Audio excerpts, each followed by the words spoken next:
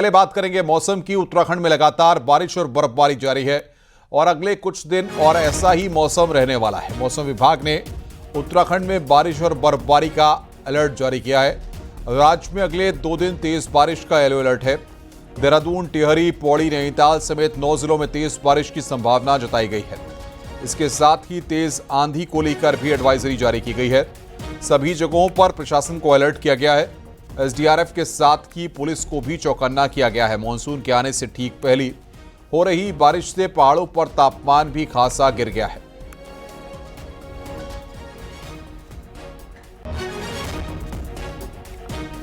हेमकुंड साहिब में लगातार बर्फबारी हो रही है, जिससे धाम में कड़ाके की ठंड पड़ रही है, लेकिन यात्रियों के उत्साह में कहीं भी कमी नहीं दिखाई दे रही। सुबह से ही संगत हेमकुंड साहिब पहुंच रही है और गुरुद्वारे में माथा टेक रही है।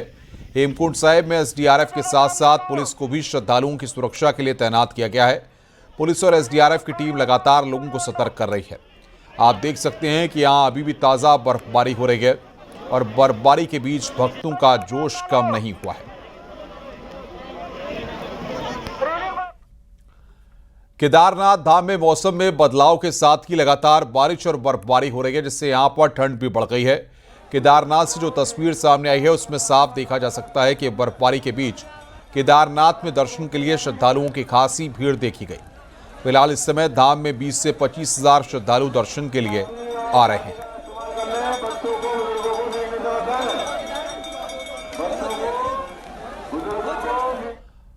चमोली के थराली में रतगांव को जोड़ने वाला निर्माणाधीन वैली ब्रिज अचानक टूट गया। 60 मीटर लंबा पुल अचानक निर्माण कार्य के दौरान टूट गया है। यह पुल अभी बन रहा था और काम चल रहा था। इसके बाद निर्माणाधीन पुल पूरी तरह से गिर गया, जिसकी तस्वीरें आप भी देख सकते हैं।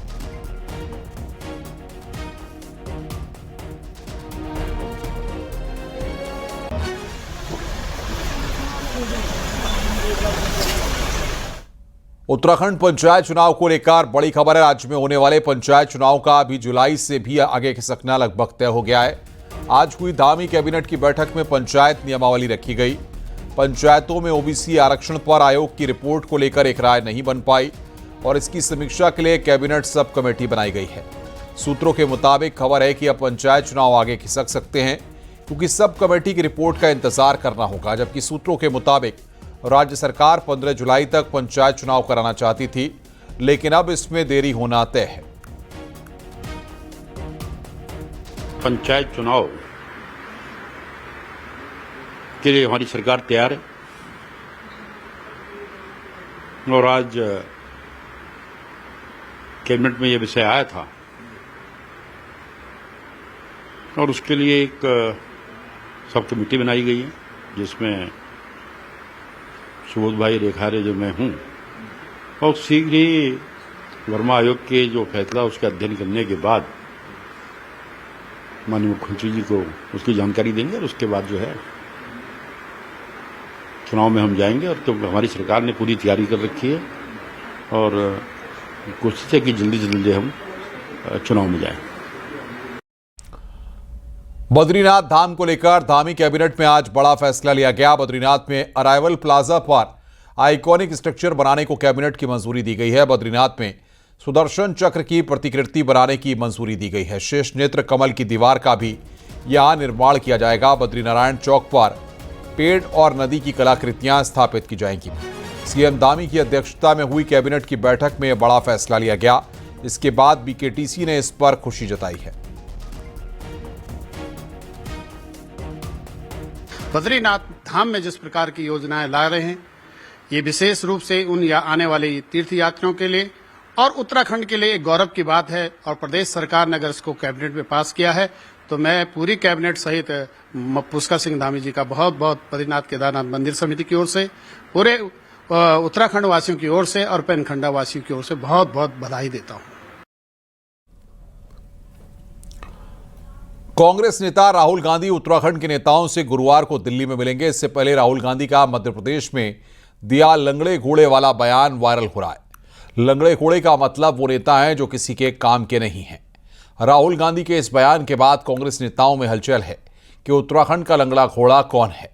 देखिए रिपोर्ट।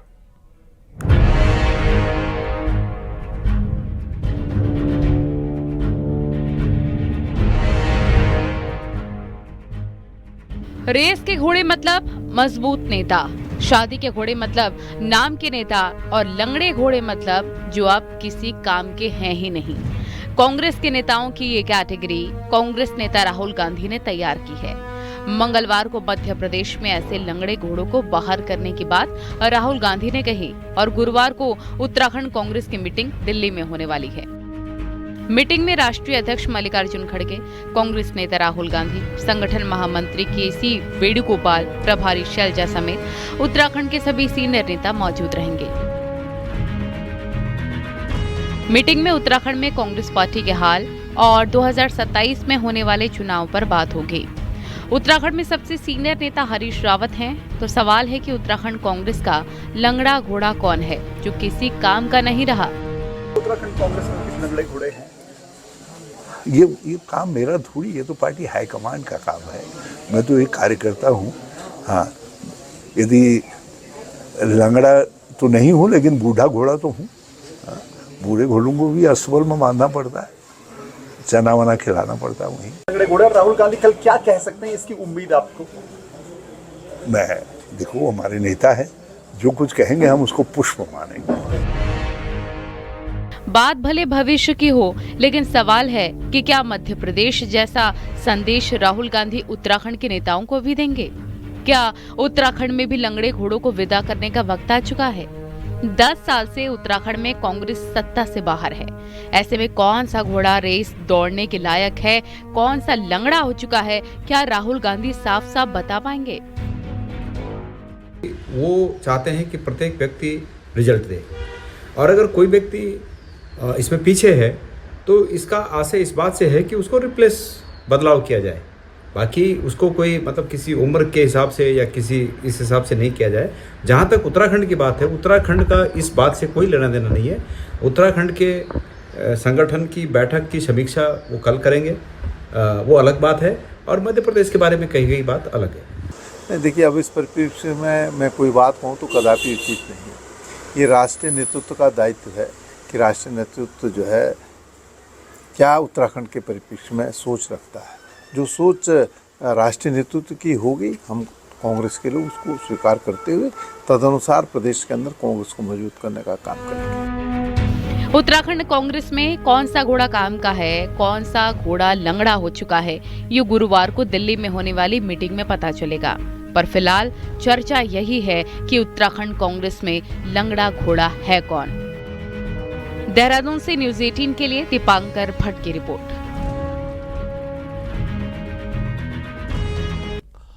हरिद्वार में 15 करोड़ की कृषि भूमि को 54 करोड़ में खरीदने के मामले में सीएम पुष्कर सिंह धामी ने कड़ी कार्रवाई की है। हालांकि अब सरकारी पैसे की रिकवरी करना नगर निगम के लिए बड़ी चुनौती है। जानकारी के मुताबिक जमीन बेचने वालों के बैंक खाते में जमा कुल 44 करोड़ रुपए को फ्रीज कर दिया गया है, जबकि लगभग 10 करोड़ रुपए खातों से निकाला जा चुका है। वहीं जमीन खरीद की डील को रद्द करने में कानूनी पेंच भी फंस सकता है। हरिद्वार में नगर निगम में जमीन खरीद घोटाले मामले को लेकर पूर्व सीएम हरीश रावत ने कहा कि एक बड़ा भ्रष्टाचार है। राज्य के कई जगह में इस तरह के घोटाले हुए हैं, इसलिए या तो कोर्ट की निगरानी में एसआईटी से जांच हो या फिर सीबीआई से सभी लैंड घोटालों की जांच कराई जानी चाहिए। ये खुला भ्रष्टाचार है और एक बड़ा भ्रष्टाचार है। जो बात सामने आई है टिप ऑफ द आइसबर्ग है, और भी बहुत सारे वहाँ ऐसे घोटाले हुए हैं और राज्य के कई हिस्सों में इस तरीके के घोटालों के समाचार हैं। तो ये भूमि घोटालों पर जो है जुडिशरी की देखरेख में, जज की देखरेख में एक जो है या तो उच्च स्तरीय एसआईटी गठित हो या जो है सीबीआई की जांच हो, लेकिन जो भी जांच हो वो जो कोर्ट की देखरेख में होनी चाहिए। यूपी के सहारनपुर जिले में पूर्व प्रधान के नाबालिग बेटे की मसूरी पुलिस ने नेतागिरी की हेकड़ी निकाल दी। दरअसल नेताजी की गाड़ी बिना नंबर प्लेट की थी, साथ में हूटर की आवाज और उस पर बड़े अक्षरों में लिखा था नेताजी। जब पुलिस ने देखा कि काली रंग की गाड़ी तेज रफ्तार से कैंपटी फॉल की ओर बढ़ रही है, जिस पर नंबर प्लेट भी नहीं है, पुलिस ने गाड़ी को रोका तो उसमें से नाबालिग उतरा, जिसने पहले तो पुलिस पर रौब झाड़ने की कोशिश की। फिर पुलिस ने चालान काटते हुए गाड़ी को सीज कर दिया और उसके परिजनों को मौके पर बुलाया और सख्त चेतावनी भी दी।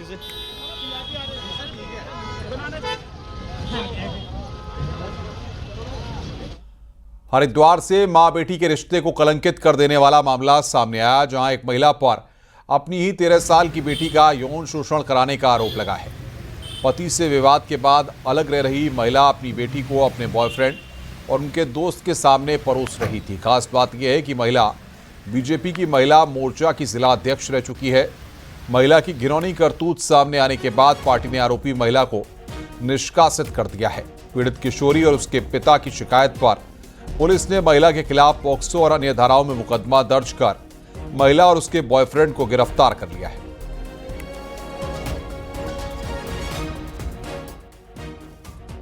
एक नाबालिग बच्ची द्वारा अपने मां के ऊपर आरोप लगाए गए थे। पुलिस ने तत्काल मामले को संज्ञान में लिया। इसमें अभियोग पंजीकृत करके पीड़िता का 164 के बयान और उसका मेडिकल कराया गया। मेडिकल में कही गई बातों की पुष्टि हुई है। प्रथम दृष्टया मामले को सही मानते हुए पुलिस के द्वारा आरोपियों की अरेस्टिंग की गई है। उन्हें नैनीताल झील में मिट्टी और गाद नाव के लिए परेशानी बन रही है। आए दिन मिट्टी में नाव फंसने से टूरिस्ट भी परेशान हैं। हालांकि शिकायत के बाद नैनी झील से मिट्टी और गाद हटाने का काम शुरू किया गया है। इसके लिए सिंचाई विभाग ने पहले चरण में मैनुअल मिट्टी और गाद हटाने का काम शुरू है। अब 5 जून से 30 जून तक सिंचाई विभाग ने सभी एंट्री पॉइंटों से मिट्टी हटाने का लक्ष्य रखा है, जिसके लिए जल्द ही मशीनें भी लगाई जाएंगी।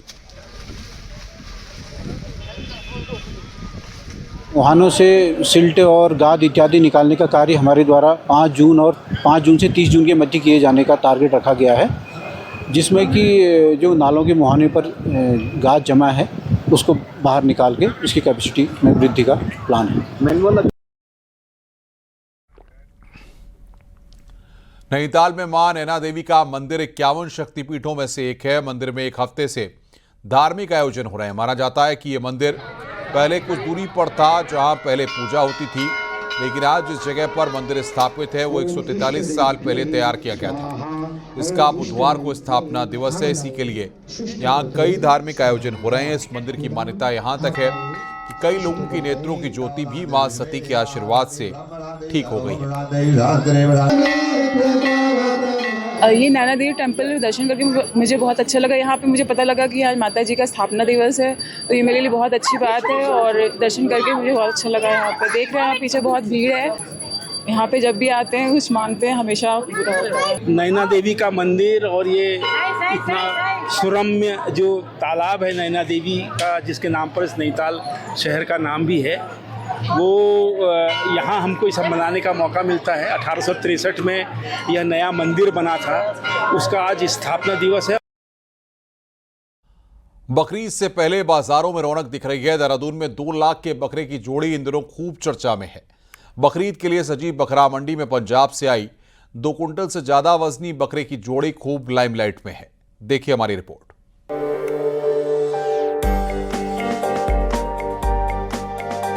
7 जून को बकरीद मनाई जाएगी, लेकिन उससे पहले देहरादून में 60,000 से लेकर 1 लाख तक के बकरे बिक रहे हैं। ऐसे में पंजाब से लाए गए बीटल नस्ल के बकरे की जोड़ी सभी को अपनी ओर खींच रही है, लेकिन इनको खरीदने के लिए जेब भी भारी भरकम ढीली करनी पड़ेगी, क्योंकि 2 क्विंटल से भी ज्यादा वजन के दोनों बकरे 2 लाख से ऊपर के दाम के लिए बिकने के लिए लाए गए हैं। सहारनपुर, मुजफ्फरनगर, राजस्थान और पंजाब से बकरे लेकर लोग यहाँ पहुंचे और बकरे बहुत बढ़िया बिक रहे हैं। ऐसा नहीं है कि बकरे बहुत ज्यादा महंगा रेट कर रखा है, मुनासिब रेट कर रखा है और बकरा बिक रहा है। अच्छे रेट है, 70-80 एक लाख। देखो जो चीज जिसकी है 70-80 लाख रुपए वाला बकरा है तो वो तो बिकेगा ही बिकेगा, है ना। 70,000 का भी है, 80,000 का भी है, लाख। रेट इनका 2,20,000 रुपए है जी। खासियत ये पंजाबी नस्ल के बकरे हैं जी। कितने सालों से पाल रहे थे? यो 2 साल के बकरे हैं जी। बकरा अच्छा हो, तंदुरुस्त हो, कोई वैसा लंगड़ा ना हो, कोई मतलब फॉल्ट ना हो कोई बकरे के अंदर, अच्छा तंदुरुस्त बकरा देख के लेते। भले ही देश भर में बलि प्रथा को लेकर हल्ला हंगामा हो, लेकिन इन सब के बीच अलग अलग ब्रीड के ये बकरे 20,000 से लेकर 1 लाख तक की कीमत पर बकरा मंडी में सजाए गए हैं और फिर बकरीद पर इनकी कुर्बानी भी दी जाएगी। न्यूज़ 18 के लिए देहरादून से भारती सकलानी की रिपोर्ट। जिम कॉर्बेट के लिए प्रसिद्ध रामनगर की पहचान अब लीची से भी हो रही है। यहां की लीची को 2 साल पहले जीआई टैग मिल चुका है। ऐसे में किसान और उद्यान विभाग अब इस लीची में मिठास ज्यादा घोलने की जुगत में लगे हुए हैं। पेड़ पर ही लीची के गुच्छे नॉन वोवन बैग्स में लपेटे जा रहे हैं, जिससे न केवल उसका स्वाद बढ़े बल्कि किसानों को इससे उत्पाद के अच्छे दाम मिल सकें। नॉन वोवन बैग से हम लीची को कवर करने की, इससे एक तो लीची के ऊपर जो सन का डायरेक्ट इफेक्ट है वो कम हो जा रहा है। दूसरा, इसको कीड़े से, चिड़ियों से, चमगादड़ों से और अन्य प्राकृतिक नुकसानों से इसकी बचत हो जा रही है। क्योंकि इसमें सारा जो हमारा लीची का उत्पादन है, यानी जो गुच्छा स्वरूप है उसका, वो सुरक्षित रहेगा, क्रैकिंग से बचेगा और उसकी क्वालिटी अंदर ही एक उपयुक्त बन के आएगी।